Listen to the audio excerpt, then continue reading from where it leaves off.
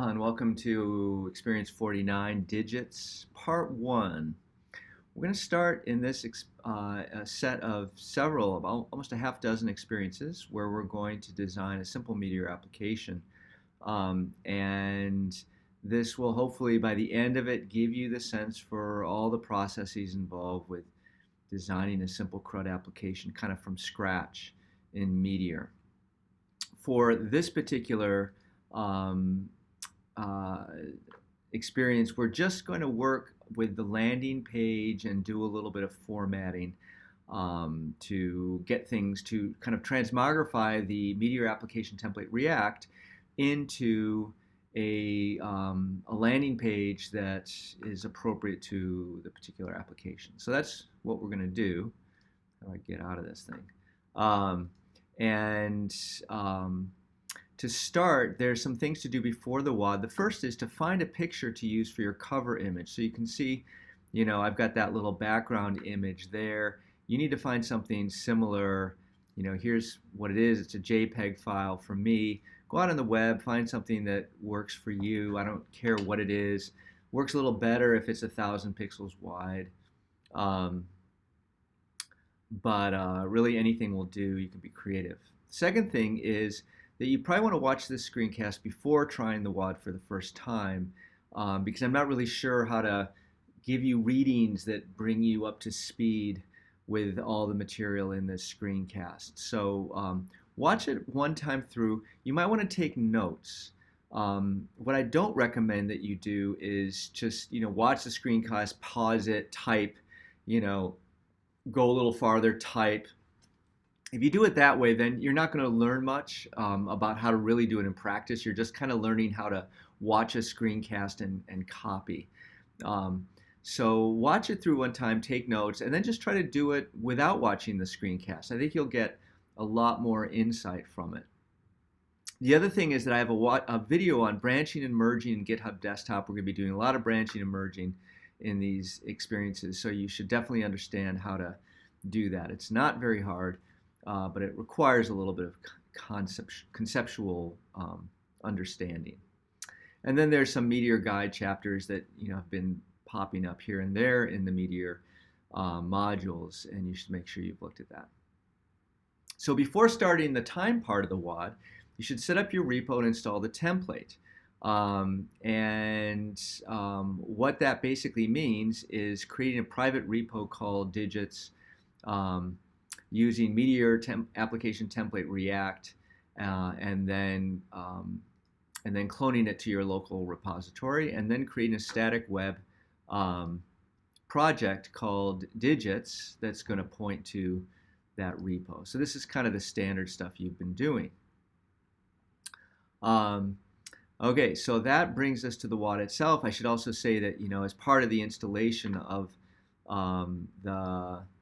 the template, right? You're going to run, npm install and then meteor npm run start. That means at localhost 3000, locally, you'll have the template running. Okay, so all that should be set up before you start the WAD. At this point, there's no real point in having you be timed on setting that stuff up. You should be able to do it pretty quickly. Okay, so to start your timer, what we will do initially is create a branch called landing page 1. So to do that, we go into GitHub Desktop, go new branch, landing page 1, create branch. What the heck, we'll publish it so it's on at GitHub as well. And then we've already started up our application using meteor npm start. So that's this line right here. It's running. And then what we want to do is edit app client main.html, and app imports UI components navbar to say digits rather than Meteor application template. That's so that we get a digits up here in the tab as well as in the navbar.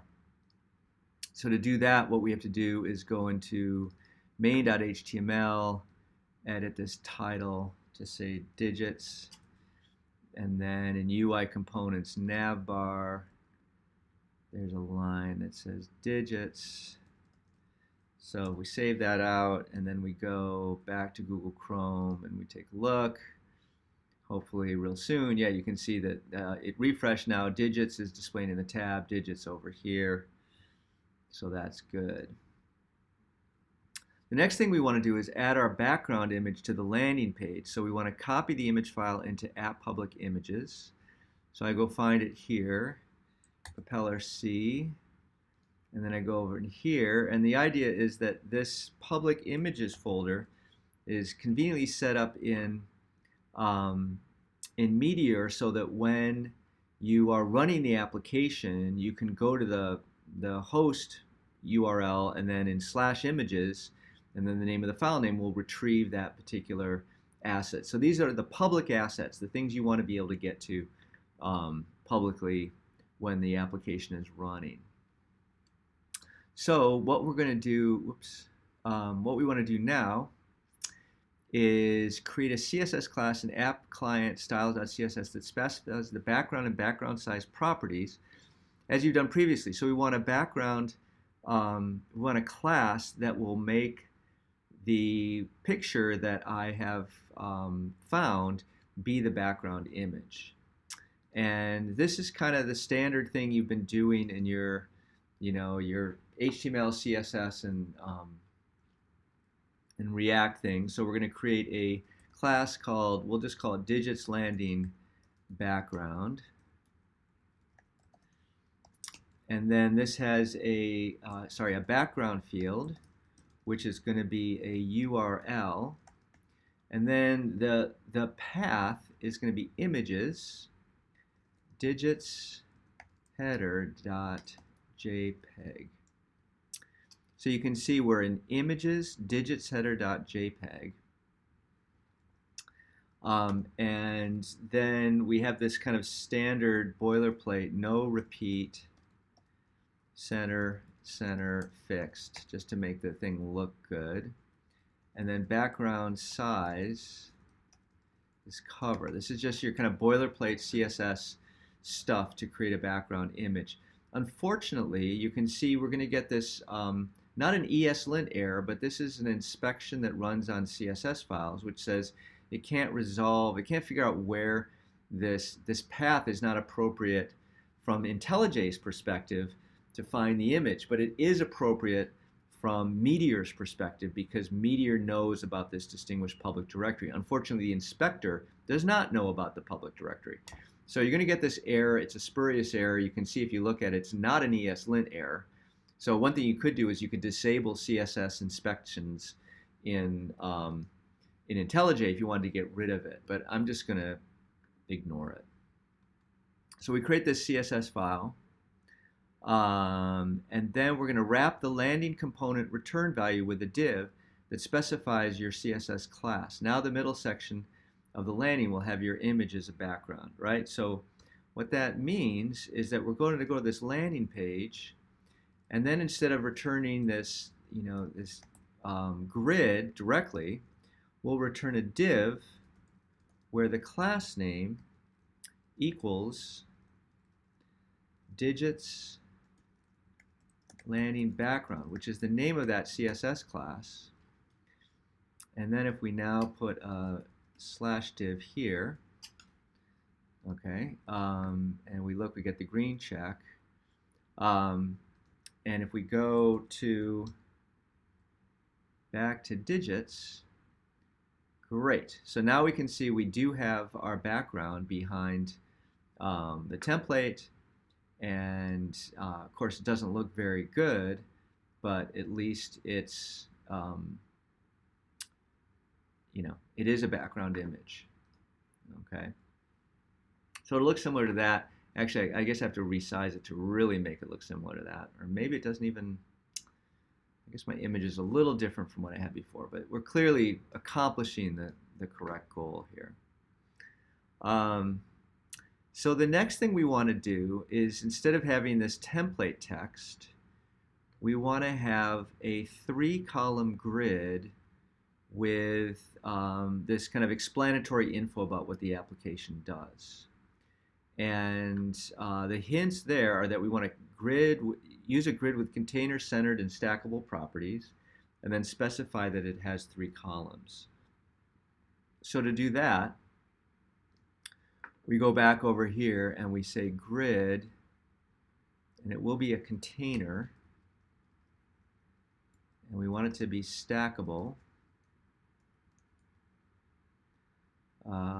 And I think we said it's centered, and then columns equals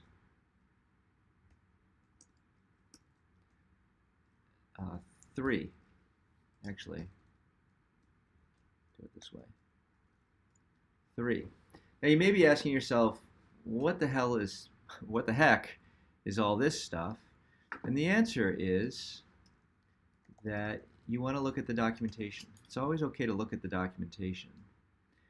So if we go to the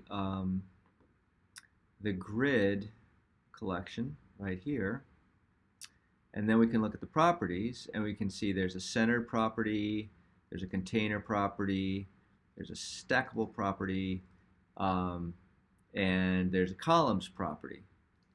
Okay, so that's where you can find out more about each of these things that I've added. So we specified that as 3 columns.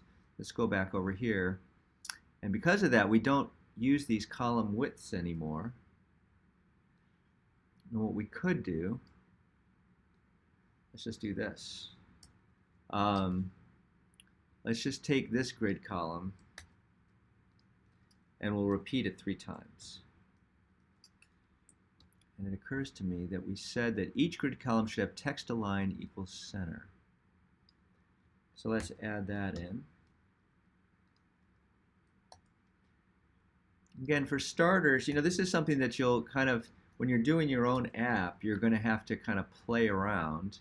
Oh, and where do we get that idea that that option even exists? Well, we can go to grid, then grid column, and we can see that there's a text align property.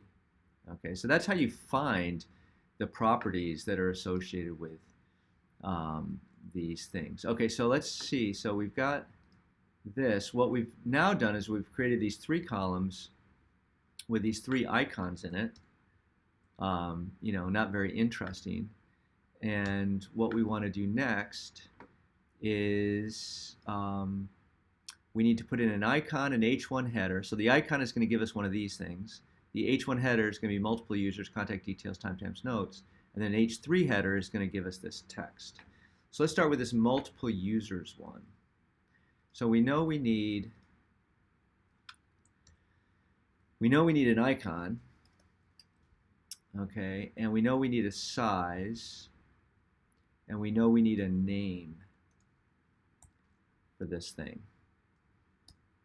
The question is, what is the name? So let's go back to grid, and let's go to icon, and let's search. And that thing looks like a user. So if we just type in user here and allow similar names, what we find is users. Okay, so that's not a bad one. And this says the headers are inverted to make their color white. So what we'll do here is we'll say size name equals users inverted. The size of this, let's just make it huge. There's a bunch of different possibilities here. Now I'm seeing that we have, so we have a JSX error. Oops. Get rid of that. Oh, and then icon is not defined. So let's add icon. Let's see if we're good now. Okay, yeah, so we've gotten rid of all our errors. And if we go here, let's see what happens. There's no problems there. So we go here. Let me try a reload. Okay, that's good. So we've got our little icon guy there, and then we need now to add, what's next? Multiple users. So we'll say header as equals h1 multiple users. And then header's not defined, so let's put header in there. And then if we go back to here, multiple users, that's good. It's black though, so we want to invert inverted to make it white. Let's see if that does the trick. Yes. Okay, and then finally, we need an H3 that's going to say, this address book enables any number of users to register. So this is 3. This address book enables any number of users to register. Okay, I got that far. And save their business contacts. And save their business contacts. Period. You can only see the contacts you have created. You can only see the contacts you have created. Save it out. Let's go back to here. Let's look at digits. Pretty good. Okay. So that's nice. And because all three of these are pretty similar, what I'm actually going to do now is I'll get rid of those two, and I'll make 2 more copies of this. And then the second guy, let's just get rid of the errors so that we're S image. Okay, image is no longer used, so I'll get rid of that. Okay, I get the green check mark again. Okay, so that's good, kind of. But we want a file, some kind of file thing in here. So let's go back to here and search for file. Maybe file alternate. That looks kind of good. So we'll say file alternate. And then what's the text? This. Contact details.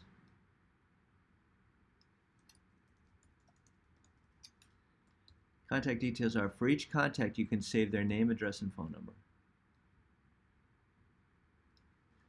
For each contact you can save their name, address, and phone number.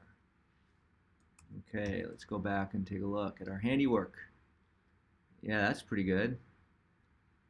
And then the last thing is timestamp notes. And we got to find what that icon is. I'm going to guess it's some kind of calendar. So I search here. Yeah, calendar check. That looks pretty good. You could use any of these. I don't really care. But, you know, be good to have something kind of similar. So we'll say calendar check. And then I remember the title was timestamp notes. And then what's the text? Each time you make contact with a contact, you can write a note.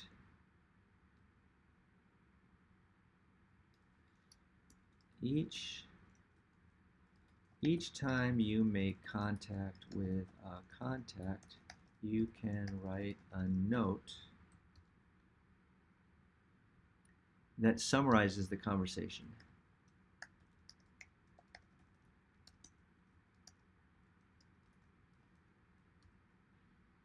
This note is saved along with the times. This note is saved along with a timestamp of the contact. Sweet. Okay, so we go back here, take a look at digits. That's looking pretty good. I think that looks very similar to what my little thing looks like. Okay, now we want to provide a consistent background color. So we want to first select one of the Semantic UI default theme colors. So I choose blue. You can choose any one. Semantic UI has all sorts of different colors. And we need to find the hex value. Okay, so it turns out that There's kind of a trick way to do it. I don't know a better way to do it or an easier way to do it, even though this is a little crazy. But if you go into Node Modules, go to semantic.ui CSS, open the semantic.css file, and then in my case, search for blue. You find the blue area, and you find that the background color is this guy. So we can copy that, and then get out of this, and get out of that, and then go to main.html, and we can say style equals background, and then our color, and save that out. And if we go to Google Chrome, all of a sudden we get this blue background, which is pretty nice. Okay, now the reason why, we could only have a hex value for that because this isn't the standard HTML or CSS blue color. This is a custom theme color. So we had to find the RGB value for that, or the hex value for that, hex color value. But now we can do in the navbar.jx, we just say color equals blue on the menu element. So now we're gonna refer to the theme. So menu. So now what we're doing is we're saying, okay, for this menu style, we're going to use the semantic UI symbol blue to talk about the color. Maybe we could have used the hex value there. I'm not sure. I don't know.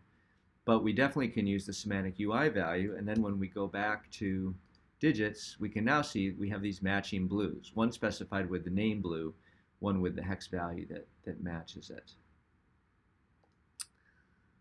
Okay, so then in the footer component, we want to add color equals white to the div style object so that our footer text is going to be white. So I'll copy that, I'll go to footer, and then we just want to add color white, save that out, go back over here, and bang.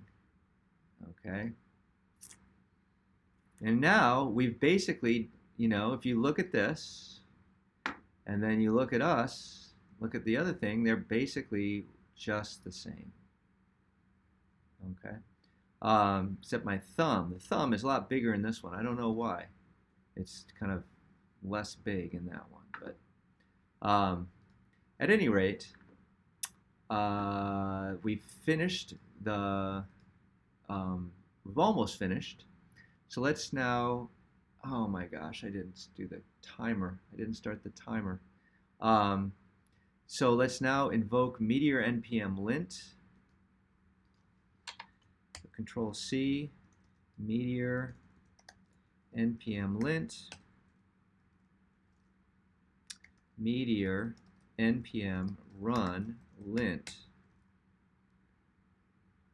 Okay, and we can see that we have no lint errors. And I'm going to use my watch instead this time to note that this has taken me 21 minutes. Next time I'll use my computer timer, but this time I just have to use my watch. And so we'll stop Meteor, we'll note the time, and then commit and push the landing page 1 branch to GitHub with a note that says landing page mockup finished in 21 minutes. So we'll say landing page mockup finished in 21 minutes. Commit to landing page 1, push origin,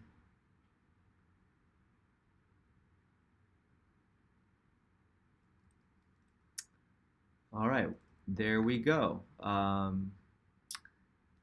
That is the first, the landing page 1, the first digits example.